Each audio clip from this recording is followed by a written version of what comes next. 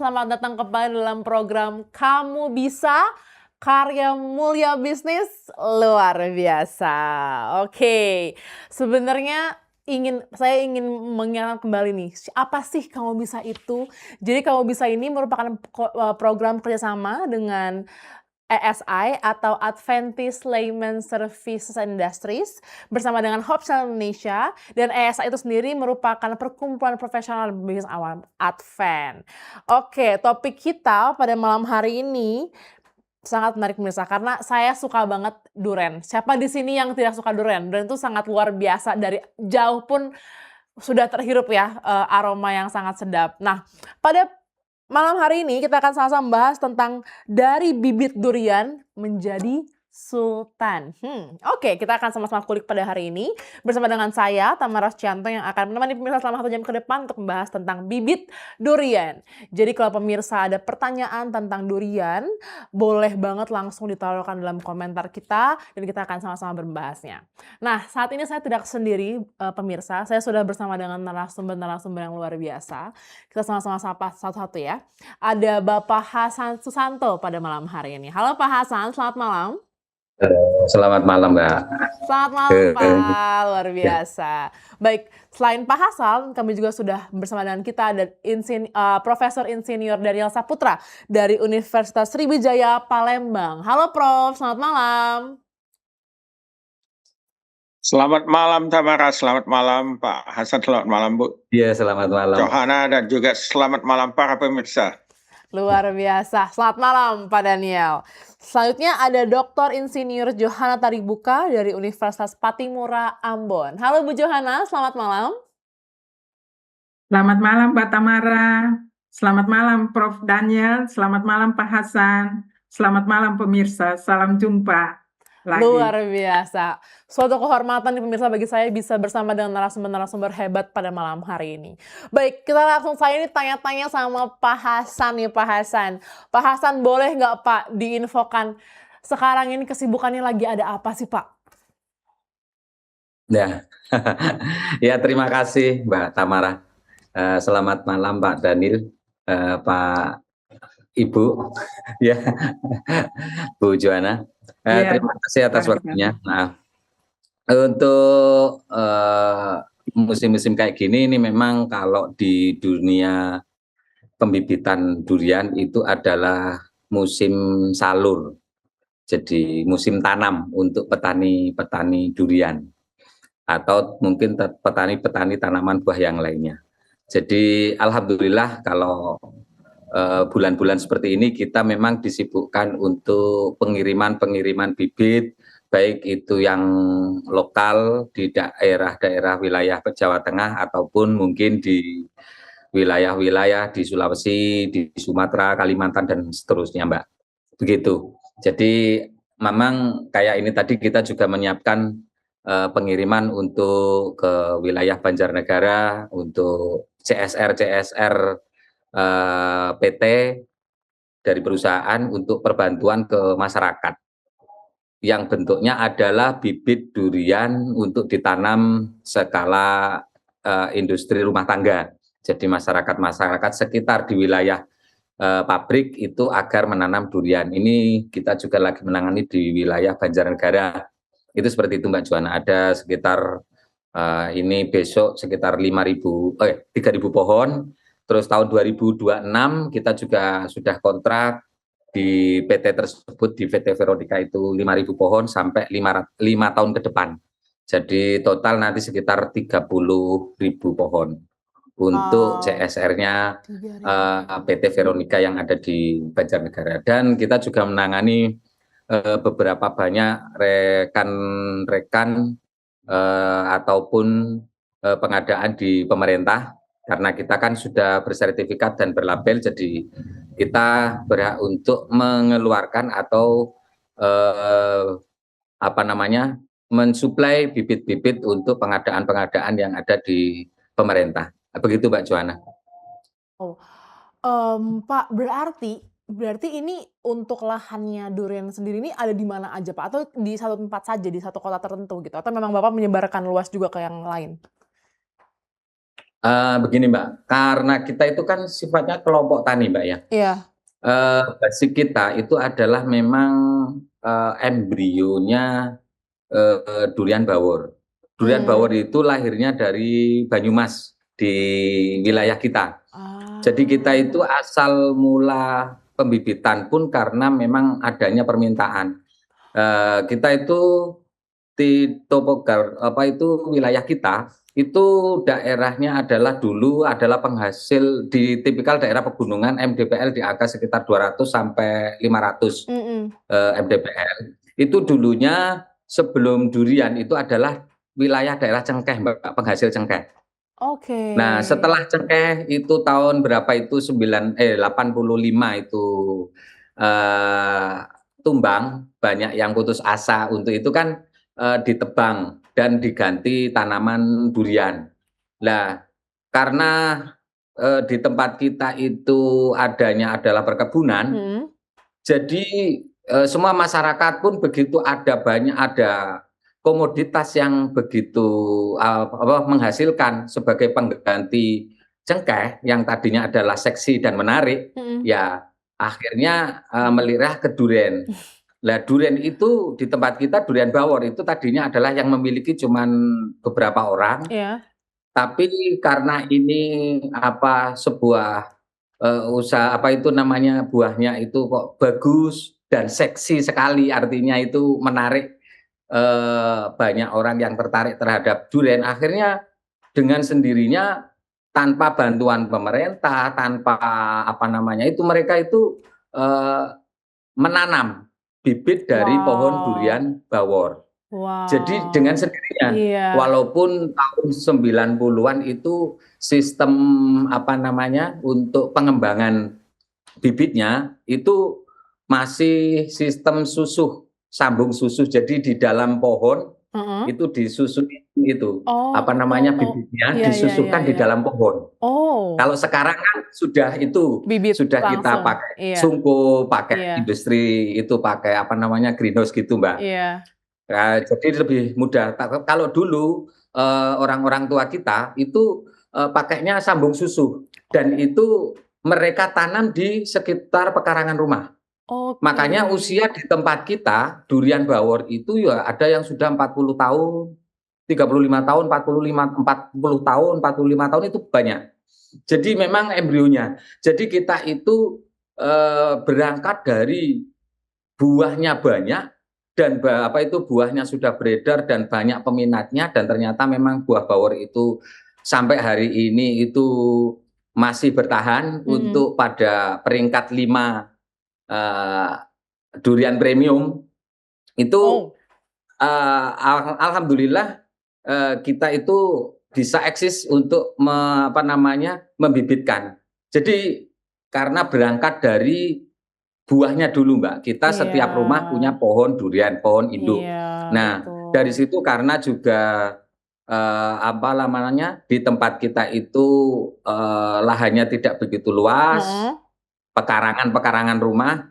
Nah, penghasilannya kan dari durian tok. Kalau nanti durian kan tahunan, kalau kita hanya mengharapkan dari durian buah, makanya kita dari kelompok tani ini menginisiasi agar mereka mengambil entres untuk bisa dijadikan bibit. Jadi kita sejengkal tanah, prinsip kita sejak awal sejengkal tanah juta harapan. Luar biasa. Begitu Mbak.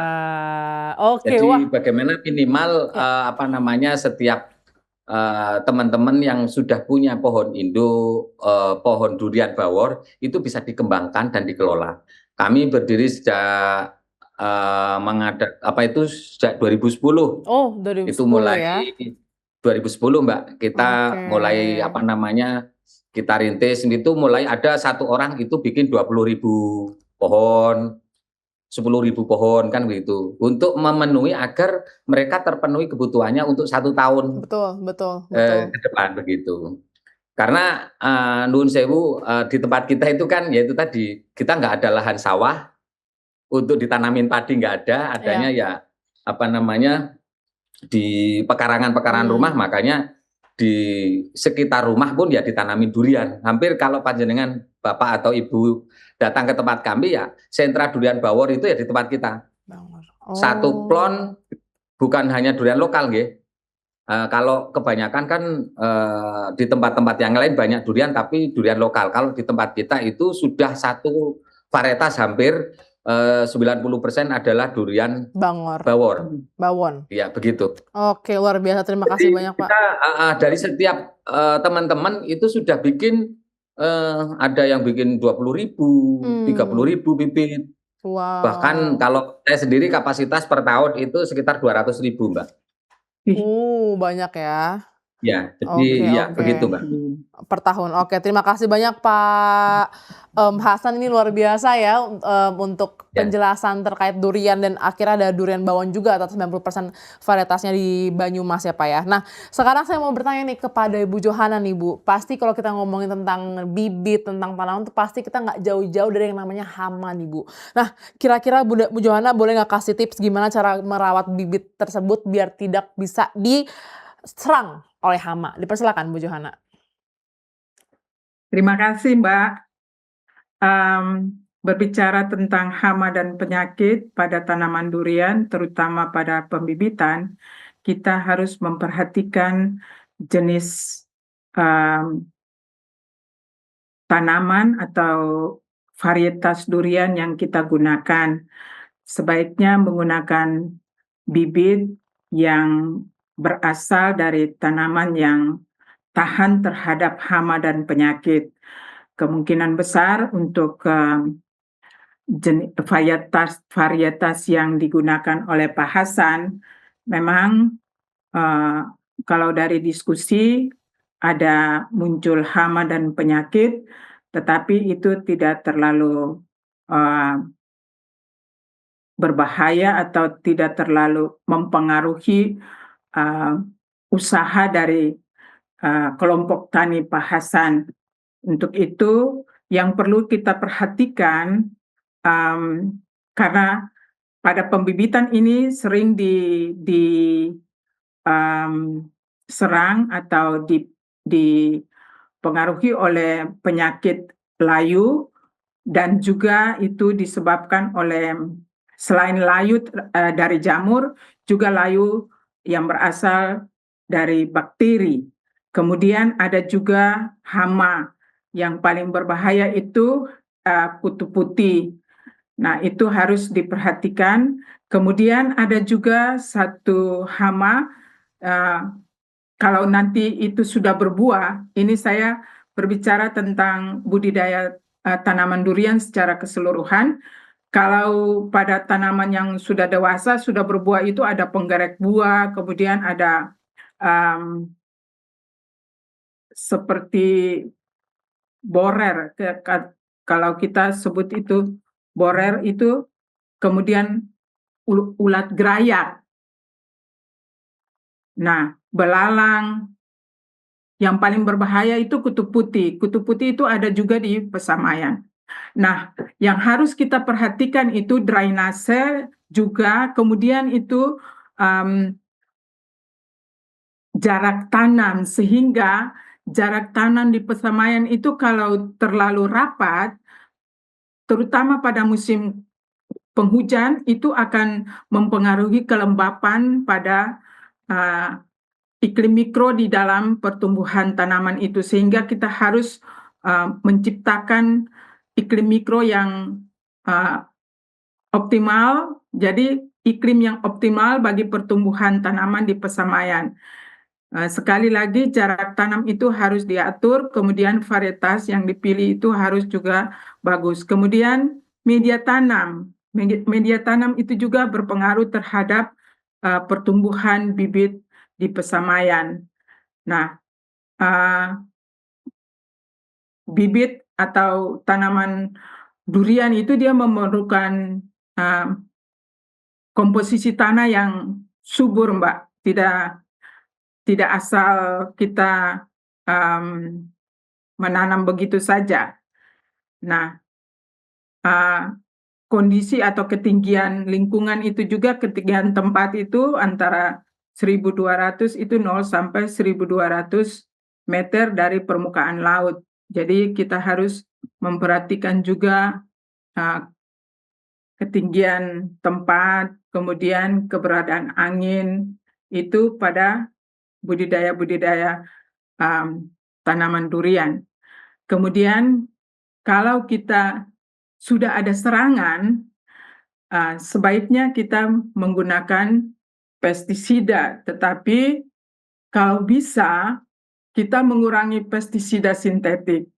Karena pestisida sintetik itu berpengaruh sekali terhadap lingkungan, baik itu terhadap mikroorganisme di dalam tanah, kemudian kalau ada hama itu ada hama yang bermanfaat, maupun juga ada serangga-serangga yang bermanfaat yang bisa menjadi pemangsa bagi hama-hama yang ada atau menyerang tanaman kita. Sehingga kalau kita menggunakan pestisida sintetik terlalu secara terus-menerus akan menimbulkan masalah baru bagi petani atau kita yang melakukan budidaya. Karena kalau kita menggunakan pestisida sintetik itu sangat berbahaya juga bagi kita sebagai pengguna maupun konsumer yang menggunakan produk kita ke depan.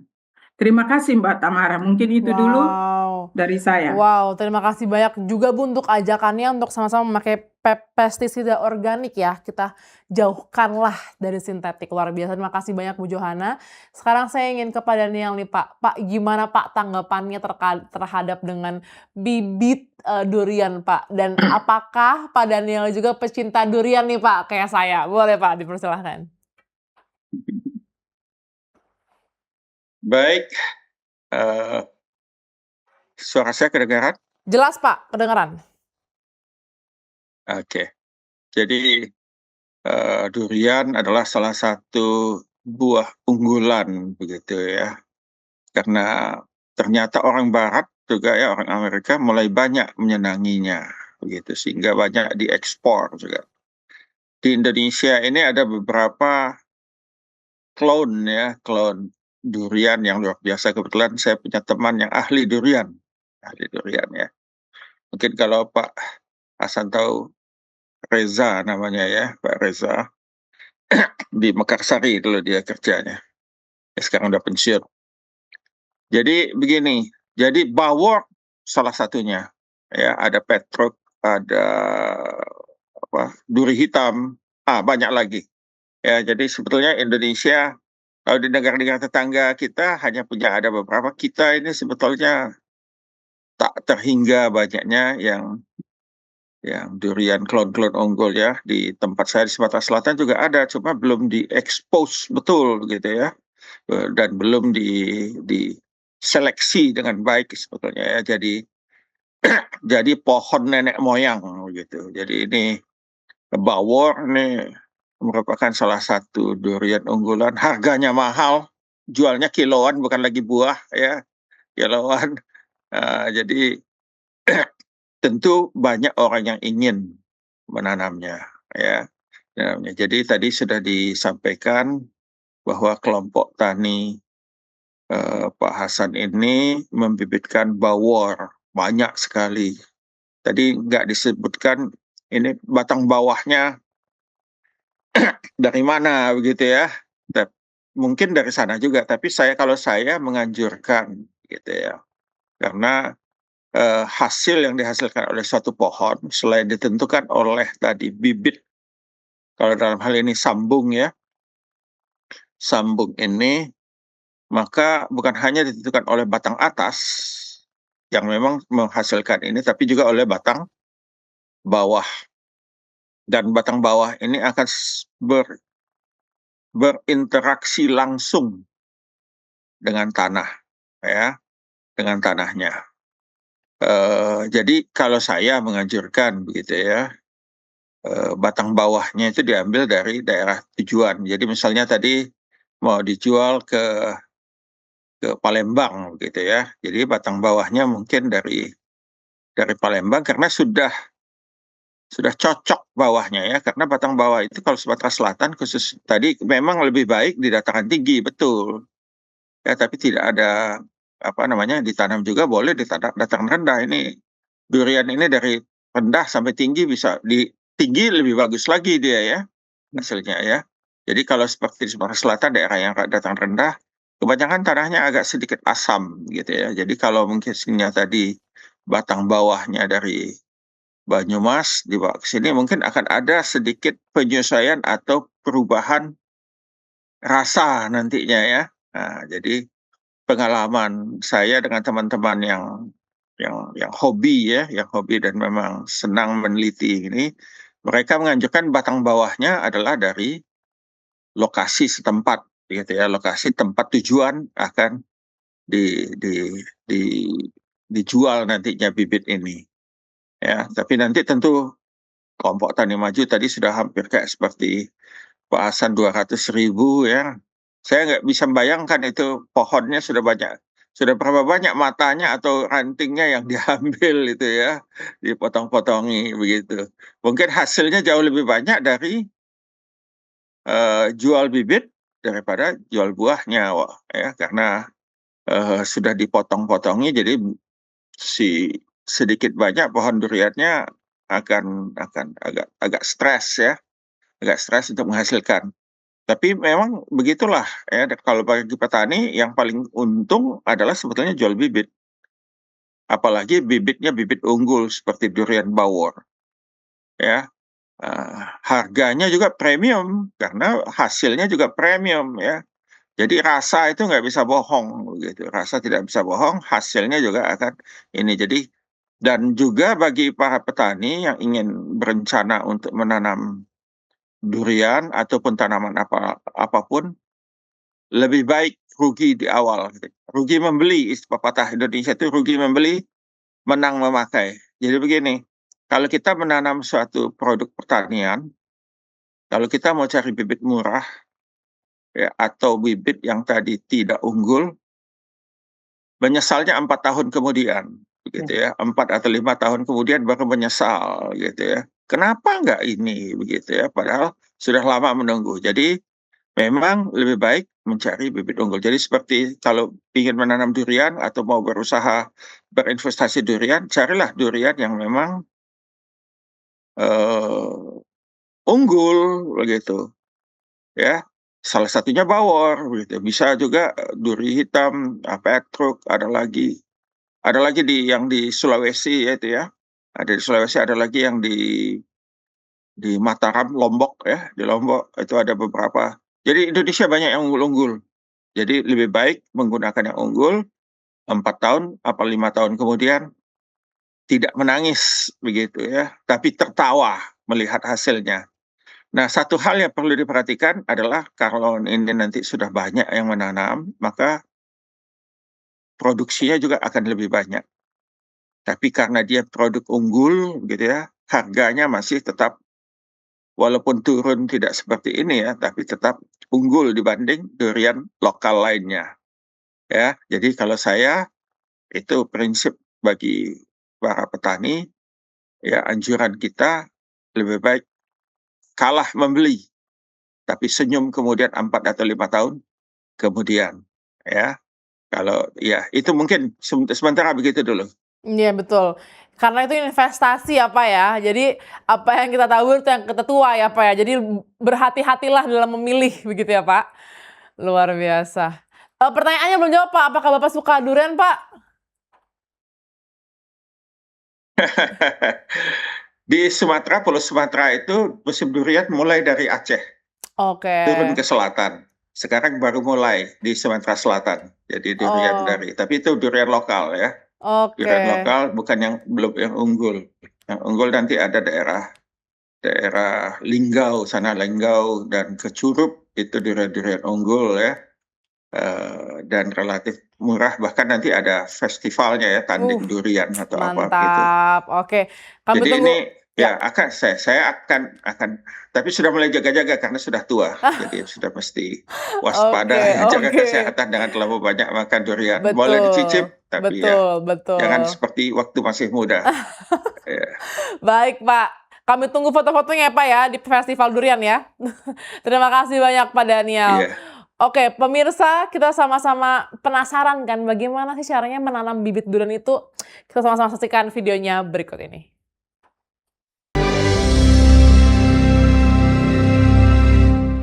Ini selamat pagi saudara, ini lagi kita itu juga.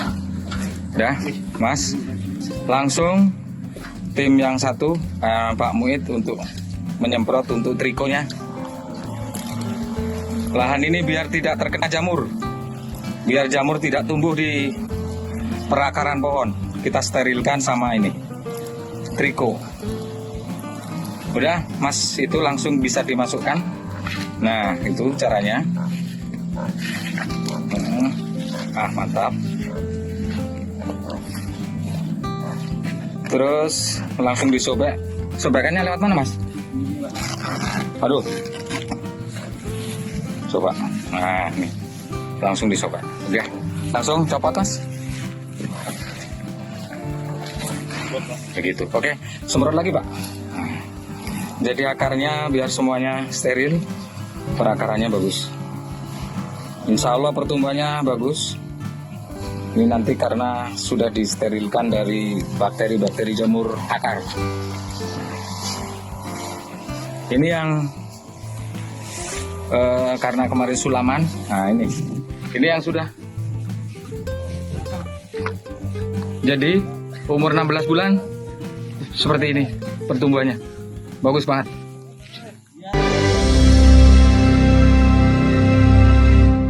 Wow, luar biasa. Saya lihat kayak, wah, banyak sekali ternyata pohon-pohonnya. Nah, sekarang saya mau tanya lagi nih ke Pak Hasan nih, Pak. Kan tema kita pada hari ini adalah dari bibit durian jadi sultan nih, Pak. Menurut Pak Hasan, bagaimana potensi pembibitan durian ini di perbisnisan Indonesia, Pak? Apakah ini menjanjikan saat ini atau bagaimana? Dipersilahkan, Pak Hasan.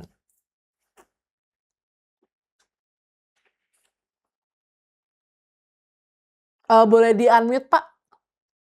Apa? Oh, oke. Sekarang sudah terdengar. Boleh. Oke.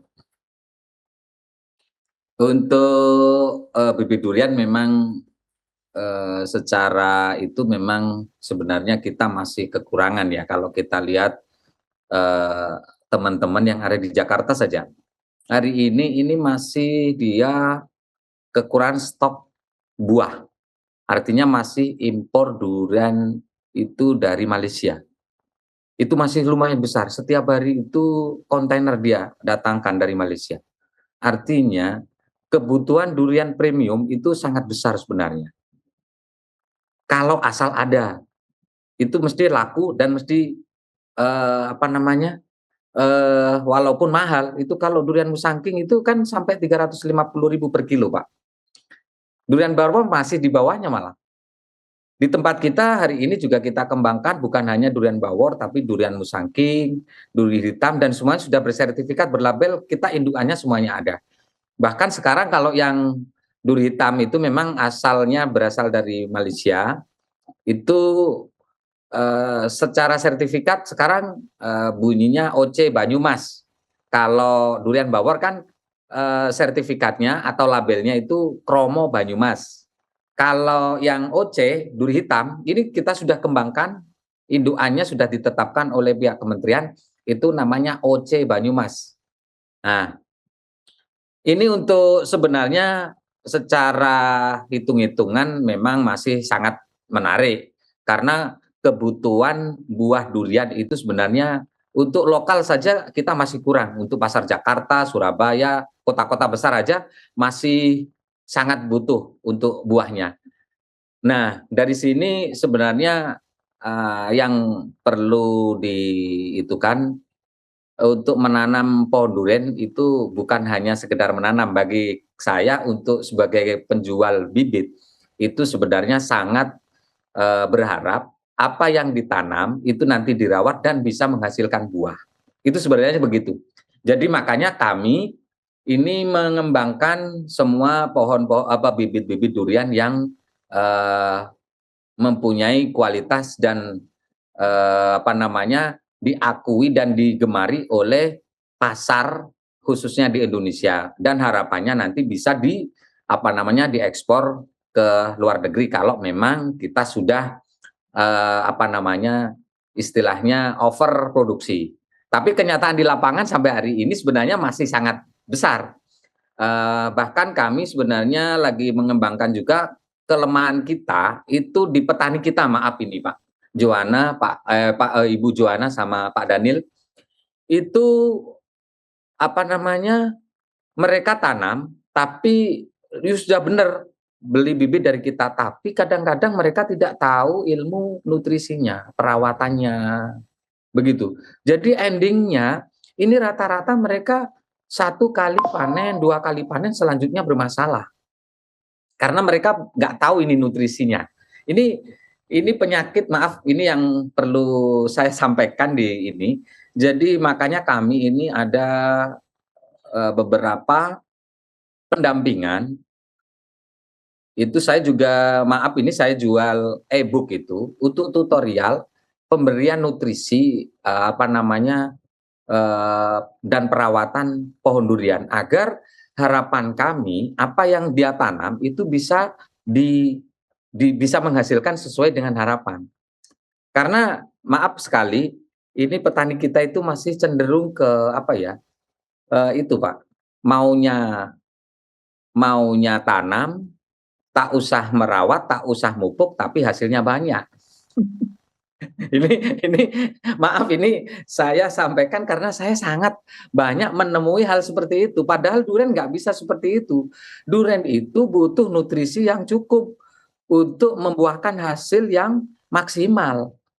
Karena secara per tahun kami menghitung, untuk hasil kemarin ini saja saya ada, kalau Bapak Ibu itu ada teman kita, itu saya sudah kenal lama, bahkan pembelian bibitnya dari tempat kita, itu Pak Ike Rismen, itu di Bayakumbuh, TikTok dan YouTube-nya juga banyak, beliau tersebar.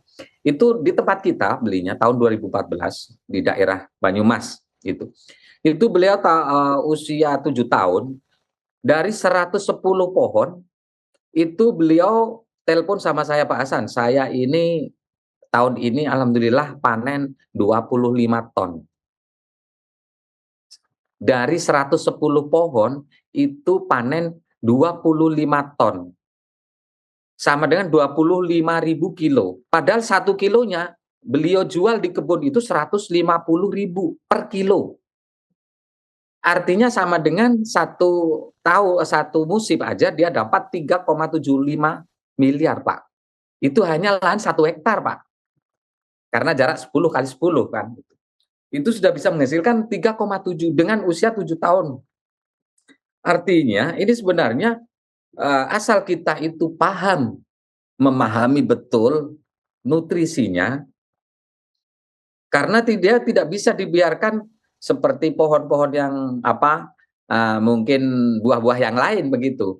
Jadi misal habis tanam, terus setelah itu ditinggal nanti akan berbuah sendiri, itu nggak bisa seperti itu. Jadi harus dirawat, nanti kasih nutrisi apa yang kita mungkin seperti saran Ibu Joana tadi, jangan pakai insek ya, jangan terlalu terlalu over. Artinya kalau kita rumus sebagai petani buah, itu kan hampir sama dengan apa yang kita panen, berarti harus kita punya hutang terhadap pohon itu. Apa yang kita panen dari pohon tersebut berarti harus kita kasihkan juga sejumlah pupuk yang kita panen.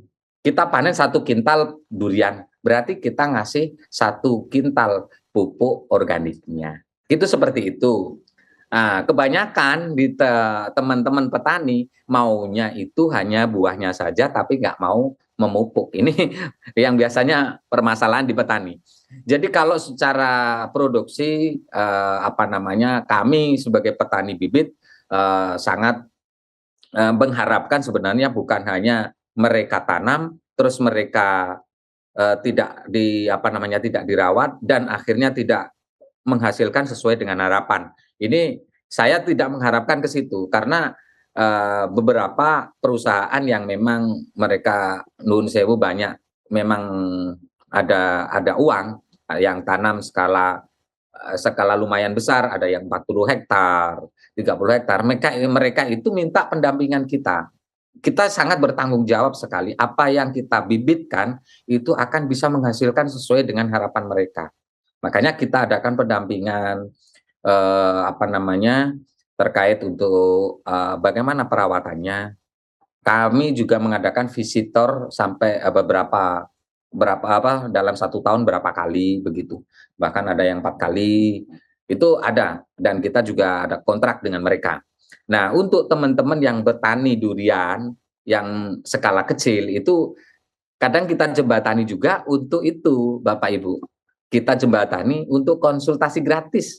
Bagaimana cara perawatannya? Bagaimana cara menanganinya? Apa pupuk yang harus diberikan di saat mulai pembuahan, mulai mau membuahkan, terus nanti saat buah itu harus dipupuk apalagi untuk pengisian buah, terus nanti recovery-nya setelah panen itu apa yang harus dilakukan. Itu sebenarnya kita jalin kerjasama yang bersama dengan mitra-mitra kita itu untuk ke situ agar mereka itu berhasil, dan harapan kita nanti dia mengembangkan untuk penanaman lebih besar lagi karena kenyataan di lapangan buahnya ini masih kurang. Oke. Begitu. Ya, Ternyata baik. kita masih impor gitu, Mbak. Iya. Jadi untuk memenuhi pasar lokal saja kita masih kurang. Betul. Begitu. Betul. Baik, terima kasih banyak, Padahal Pak. itu ya Terima seperti kasih itu, Mbak. banyak Pak Hasan, luar biasa untuk penjelasannya terkait dengan kondisi dari pembibitan di dalam durian ini pada saat ini ya. Oke, nah saya ingin langsung ke Pak Daniel nih Pak. Kalau seperti itu Pak Daniel, apa nih strategi pemasaran yang bisa kita lakukan nih Pak untuk bisa menargetkan atau memasarkan bibit durian ini? Karena tadi sesuai dengan apa yang tadi sudah Pak Hasan bilang masih belum terlalu aware ya teman-teman di Indonesia ini Pak. Dipersilahkan Pak Daniel. Baik, terima kasih. Jadi kalau orang menanam tadi seperti rekannya Pak Hasan yang di Payakumbuh, itu memang sudah tepat karena agroklimatnya mirip-mirip ya, karena Payakumbuh kan dataran tinggi juga ya, dan agak dingin gitu ya. Jadi seperti Banyumas, tapi kalau itu tadi ini kan ada CSR ya. Nah, CSR ini yang pasti yang akan bermasalah. Kenapa? Karena mereka biasanya petani durian atau bukan petani durian. Kalau yang biasa berkebun durian seperti Sumatera Selatan, itu yang nanam mungkin neneknya atau kakeknya kali. Si anak hanya menerima saja. Dan memang itulah budayanya, karena mereka menganggap kebun durian mereka itu sudah seperti hutan. Jadi kalau pupuk ya pupuk dari hutan begitu. Jadi nggak akan pernah dirawat. Pohonnya juga tinggi 10-20 meter kadang-kadang begitu ya. Sehingga buahnya ya betul buah jatuh, susah dipanjat begitu ya. Kalau manjat juga relatif sulit. Beda ini. Nah, ini setiap produk-produk unggulan ini karena dia tadi unggul, makannya juga mesti yang unggul gitu. Perawatannya juga dia kalau mau seperti perempuan ya, kalau wanita mau cantik ya biayanya mahal untuk make up dan sebagainya, perawatan kecantikan sama seperti ini. Bawang harganya tinggi ya perawatannya juga mesti prima juga ya. Makanya tadi saya menganjurkan ini ke Pak Hasan, mungkin perlu juga dikaji kalau untuk CSR ya, karena tadi ini si targetnya tadi adalah bukan petani yang orientasinya bisnis ya. Kalau tadi yang seperti temannya Pak Hasan yang di Payakumbuh itu orientasinya sudah bisnis. Jadi dia pelajari betul bagaimana tata cara memelihara durian agar mendapatkan hasil yang baik. Kalau untuk CSR, ya tadi yang saya anjurkan, dia batang bawahnya pakai yang lokal, karena yang lokal itu sudah lebih cocok. Mungkin hasilnya tidak sebaik bawor yang memang atas bawahnya dari Banyumas begitu ya. Tapi dia akan sedikit. Kenapa? Karena tadi agroklimat yang aslinya tanahnya itu kalau yang dari batang bawahnya di sana ya dia akan lebih baik. Tapi itu nanti boleh dicoba ya. Kawan saya ada yang seperti ini karet ya. Jadi dia coba seperti itu. Batang bawah karetnya adalah yang lokal gitu ya. atasnya yang dia buat unggul gitu ya. Nah, jadi ya ya begitulah ya. Jadi apa namanya, kalau CSR itu ya karena dia bukan petani sebetulnya, Pak. Hanya nerima saja, terbiasa tinggal di situ, ada di situ ya. Jadi mungkin untuk CSR, mungkin Bapak perlu buat kontrak dengan perusahaan yang mempunyai CSR ini juga bagaimana, ada mungkin ya orang yang dilatih oleh perusahaan itu sebagai petani pendamping gitu ya, pendamping petani-petani ini agar durian yang tadi sudah dibantu dapat dirawat dengan baik, dipupuk dengan baik, kapan pemupukannya ya, pupuk apa yang digunakan. Dan satu hal yang tidak kalah penting adalah karena tadi dia durian unggul, maka metabolit ya, metabolit sekundernya itu khas. Jadi ada pupuk mikro. Pupuk mikro apa yang perlu ya, yang sehingga dia menghasilkan yang sama begitu ya dengan yang di Banyumas. Karena pengalaman saya kalau metabolit sekundernya tidak diperhatikan dengan baik, ya hasilnya tidak bisa sama dengan apa yang kita inginkan begitu. Jadi sebetulnya di sini kalau Pak Hukum ada, dia ahli metabolit sekunder ya. Jadi kalau metabolit sekunder itu perhatikan karena di tanah ya, tanah di Banyumas itu pasti punya metabolit sekunder khas. Dan ini mesti disiapkan di tempat, apalagi di Pulau Jawa, di luar Jawa ya.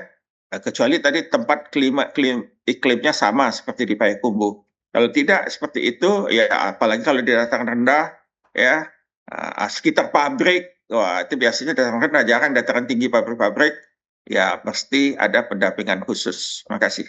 Wow, oke. Malam hari ini banyak sekali ilmu baru yang terdapatkan mengenai bibit durian teman-teman ya.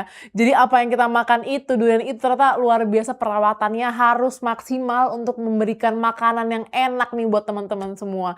Baik, luar biasa sekali. Saat ini juga kita akan sama-sama melihat UIKB, Uji Ilmu Kamu Bisa, mengenai durian berikut ini.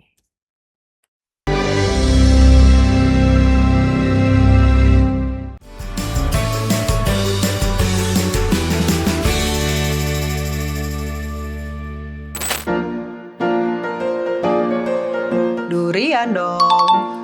Durian. Durian dong. Durian. Durian Medan. Durian Montong. Durian Thailand. Durian montong, durian montong, durian montong. Durian montong, durian Medan sama musangking. Durian montong, durian tanah Jawa, durian pancake. 6 bulan mungkin. 1 tahun kali. Berapa lama ya? 4 bulan kali ya? Pada waktu dia berbuah. Durian Medan. Durian montong, durian montong. Sejauh ini sih yang paling enak montong Palu. Musangking. Tropis. Diklaim tropis. Tropis dong. Panas, Saksikan Kamu Bisa, karya mulia. Bisnis luar biasa.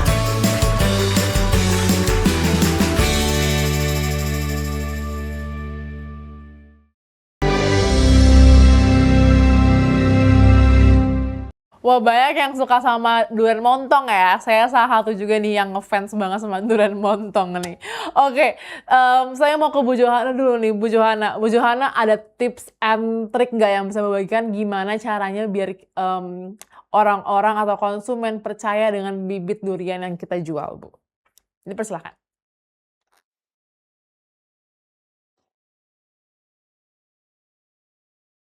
Simiot. Terima kasih Mbak Tamara. Berbicara tentang bibit unggul, saran saya sebaiknya mencarinya pada tempat yang benar-benar sudah memiliki sertifikat. Karena kalau kita mencari di tempat yang sudah bersertifikat seperti pada tempatnya Pak Hasan, tidak diragukan lagi kualitas pertumbuhannya sampai dengan tanam. Pasti yang paling pertama itu dapatnya varietas yang memang benar-benar sudah teruji, baik terhadap pertumbuhannya, kemudian ketahanannya terhadap hama dan penyakit, maupun nanti ke depan produksinya. Jadi saran saya sebaiknya mencari bibit itu pada tempat yang sudah bersertifikasi dan konsultasi pada orang yang ahlinya.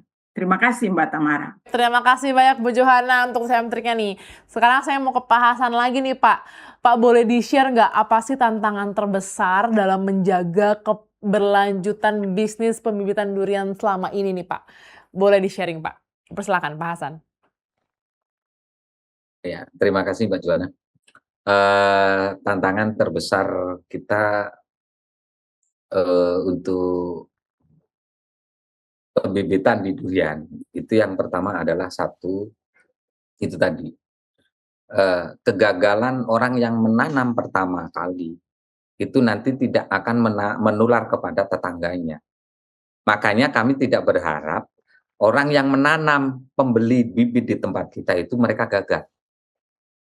Jadi kami sangat berharap sekali apa yang mereka beli itu nanti akan menghasilkan sesuai dengan harapan mereka. Itu satu tantangan juga Pak. Karena ini biasanya program pemerintah, kalau kita hanya mengharapkan program pemerintah ataupun dari CSR tadi yang masuk seperti perusahaan-perusahaan itu mereka memang nggak begitu karena dibagikan ke masyarakat. Terus masyarakat itu tidak begitu menekuni betul terhadap apa yang diberikan dari program itu, ya mereka memang nggak begitu ngeh. Jadi mereka biasanya asal tanam. Nah, tapi kalau ini tadi saya juga agak mau jawab terkait Pak Daniel yang CSR ya Pak ya. Kalau CSR di PT yang bekerja sama dengan kita, itu kita adakan pelatihan dulu Pak petaninya. Jadi petani itu kita kumpulkan, itu memang yang mengumpulkan adalah stakeholder-nya adalah pihak pemerintah, yaitu kabupaten setempat, Dinas Pertanian di Kabupaten Banjarnegara, ini mengumpulkan untuk mengadakan pelatihan dan mereka membagikan juga buku. Dan juga beliau juga mereka juga kita kasih semacam tutorial untuk cara mulai tanam, perawatan dan seterusnya. Jadi ini sudah step-stepnya sudah kita itukan Pak, kita tata. Jadi ini karena saya berharap ini nanti program berjalan betul karena harapannya CSR dari pabrik, dari PT tersebut untuk lingkungan sekitarnya itu mempunyai nilai ekonomi yang tambah. Jadi karena pohon durian itu kan sama dengan pohon emas Pak, kalau kita bisa bilang. Satu pohon durian itu di tempat kita saja kalau kita lagi musim panen, satu pohon yang ada di pinggir rumah kita itu bisa yang usia 10 sampai 15 tahun itu bisa menghasilkan di angka per pohon itu 15 juta. Kalau kita tanam 10 aja, 10 pohon, kan 15 juta kali 10 udah 150 juta Pak. Artinya ini di pinggir rumah kita, belum di tingkat perkebunan.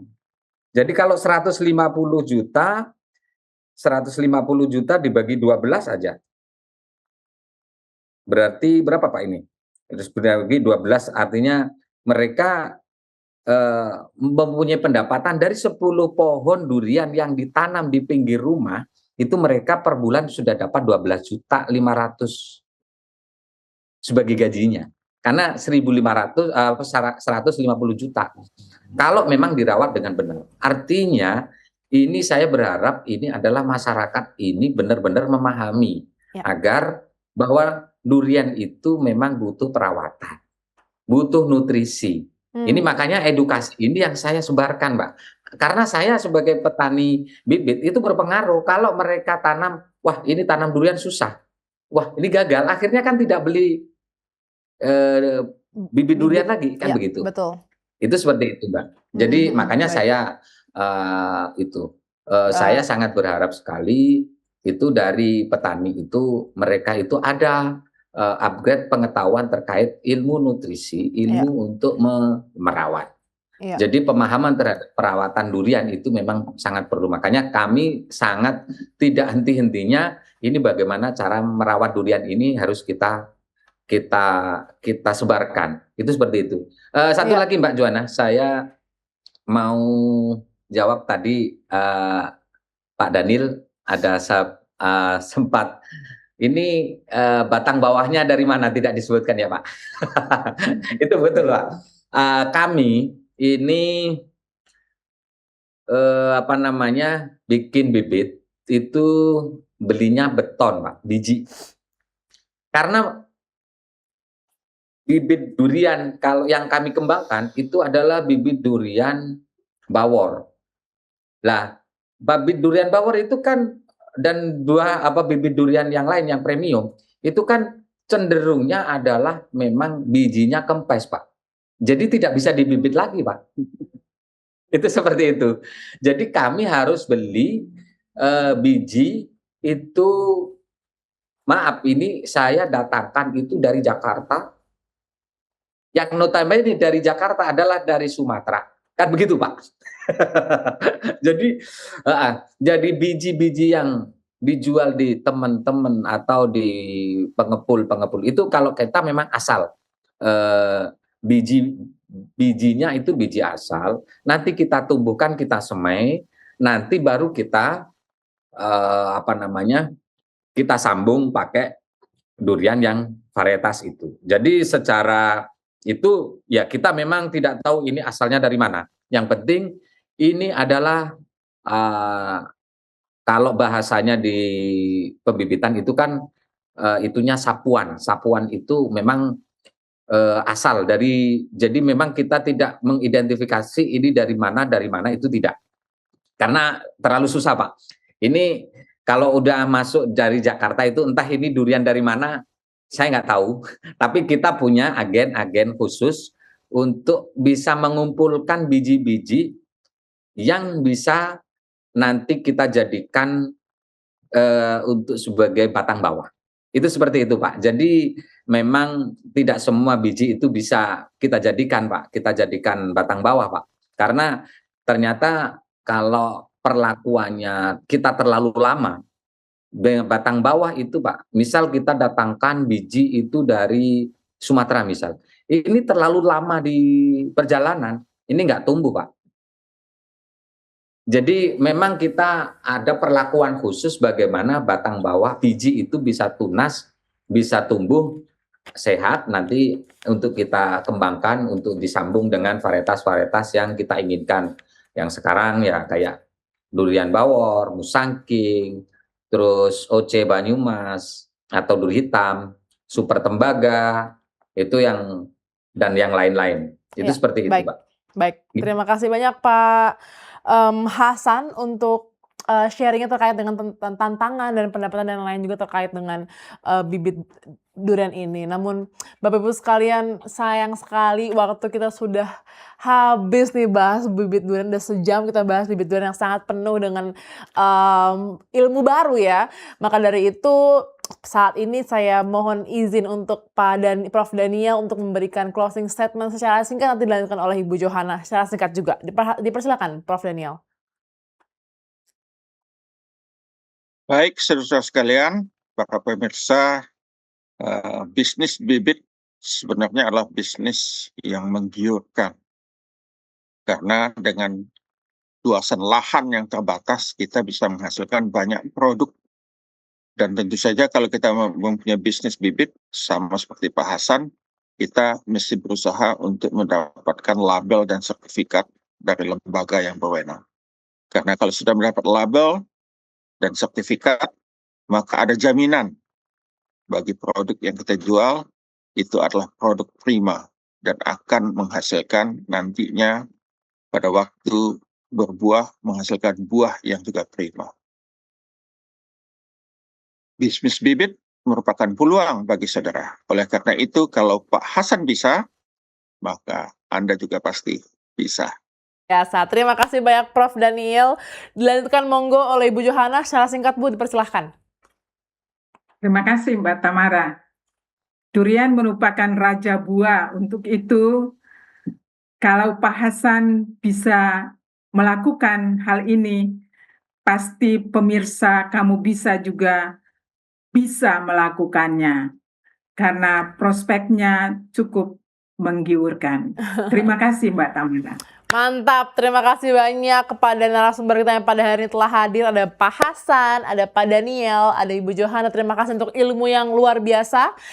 Kiranya juga setelah dari sini pemirsa bisa mendapatkan ilmu yang lebih baik lagi tentang bibit durian dan bisa menjadikan ini sebagai ide bisnis pemirsa dimanapun Anda berada. Baik, saya Tamara Sucianto beserta dengan kru yang bertugas pada malam hari ini kami pamit untuk undur diri dari hadapan Anda. Jangan lupa selalu saksikan Kalau Bisa, karya mulai bisnis luar biasa. Selamat malam.